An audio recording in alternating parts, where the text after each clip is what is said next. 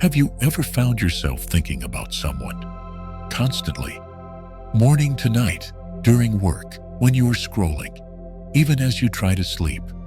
No matter what you do, their presence lingers like a soft echo in your mind.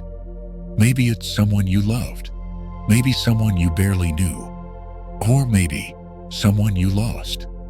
And yet, they just won't go away. Why does this happen?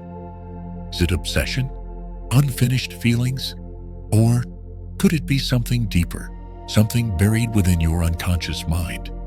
Swiss psychiatrist Carl Jung believed that our thoughts are rarely random, that the people who haunt our minds are mirrors, reflections of something unresolved in us. And sometimes the person we can't stop thinking about isn't just them, it's us, trying to speak to ourselves. Jung didn't view the mind as just logic and memory. He saw it as a vast, layered world, where the conscious mind is just the tip of the iceberg, and the unconscious is the great hidden ocean beneath. According to Jung, the unconscious holds not only forgotten memories and emotions, but also parts of ourselves we've denied, rejected, or never even met. So when someone lingers in our thoughts, especially when it feels intense or irrational, it might not be about them at all. It might be the unconscious using their image to draw our attention to something much deeper. One of Jung's most wonderful ideas is projection. It happens when we unknowingly cast our own inner feelings, desires, or fears onto someone else. It's like looking into a mirror, but thinking it's a window. You might feel like you're drawn to this person for who they are. But what if you're drawn to what they represent in you? Maybe they embody confidence you wish you had, or a sense of calm, adventure, or passion you've buried. The person becomes a canvas for your own missing pieces. And that's why they stay in your mind, because they aren't just them. They're you, calling for your attention. Jung also spoke about the concept of the anima and animus. These are the feminine and masculine energies within all of us, no matter our gender. When someone strongly embodies the opposite energy, it can awaken something powerful inside. You might meet a woman who seems nurturing, mysterious, emotionally deep, and she activates your anima. Or a man who appears bold, grounded, and secure, and he awakens your animus. The result? An intense attraction that's not just physical or emotional, but psychic. This isn't always romantic. Sometimes it's spiritual. You feel seen, connected, almost fated. But what you're really feeling is a pull toward balance, toward integrating those qualities within yourself. Now think about someone you can't stop thinking about. Is it really about them?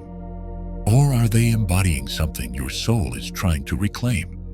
Often, the people we fixate on are symbols of potential, of pain, or of parts of us we've long ignored. And this is where the idea of the shadow comes in. The shadow, as Jung described it, is the part of ourselves we keep hidden, our shame, our guilt, our wounds, our forgotten dreams. It's everything we've disowned because the world told us it was wrong, or weak, or dangerous. But the shadow doesn't disappear. It waits. And sometimes it finds ways to reach us, through our emotions, our dreams, and yes, even through other people. That person who's always on your mind.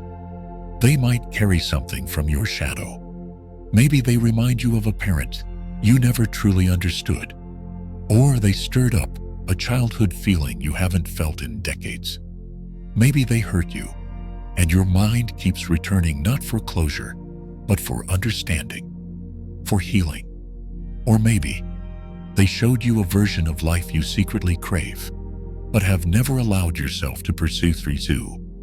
The shadow calls out not to punish us, but to help us become whole. And the person we can't forget might be the messenger. There's also something deeply mysterious that Jung called synchronicity. These are meaningful coincidences that feel too perfect to be random, like suddenly thinking about someone, and then they call, or dreaming about someone you haven't seen in years, and bumping into them the next day. Jung believed that these events are not accidents. They are the unconscious mind syncing with reality, trying to guide us towards self-discovery. So when someone is constantly in your mind and strange coincidences start surrounding them, it might be more than imagination. It might be your deeper self nudging you, saying, "Pay attention. There is something here for you to learn." But it's important to remember, not everything that sticks in your mind is meant to stay in your life. Jung wasn't romanticizing obsession. He was inviting us to ask why. Why this person? Why now? What part of you is trying to speak? The real healing begins when you stop asking, "How do I forget them?" and start asking, "What are they showing me about myself?" That's the path Jung called individuation, the lifelong journey of becoming your whole self by facing all your parts, even the hidden ones. The mind keeps bringing someone back, not to torment you, but to transform you. So if someone is always on your mind, consider this. Maybe your unconscious is using their face, their memory, their energy to show you something you've overlooked. Maybe they symbolize a lesson, a longing, a wound, or a dream. And instead of pushing the thoughts away, sit with them, write them down, reflect, explore. Not to re-enter the past, but to reclaim yourself from it. This kind of reflection takes courage. It means being honest about your patterns, your pain, your desires. It means seeing the person not as a soulmate or a villain, but as a mirror. And it means accepting that sometimes closure isn't about forgetting. It's about integrating what they awakened in you and growing from it. So no, you're not crazy for thinking about them. You're human. And maybe you're waking up to something you've needed to feel for a long time. Something that deep down wants to be healed. The mind doesn't wander without meaning. It remembers, it repeats, it reaches for wholeness. And in the words of Carl Jung, people will do anything, no matter how absurd, to avoid facing their own souls. But he who looks inside awakens.